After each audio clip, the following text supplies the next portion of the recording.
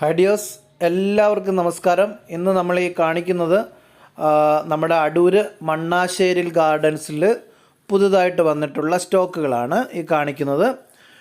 പല വെറൈറ്റീസിലുള്ള സ്റ്റോക്കുകൾ വന്നിട്ടുണ്ട്. നിങ്ങൾ ഇത് കണ്ടാൽ മനസ്സിലാവും, പല തരത്തിലുള്ള സ്റ്റോക്കുകൾ വന്നിട്ടുണ്ട്.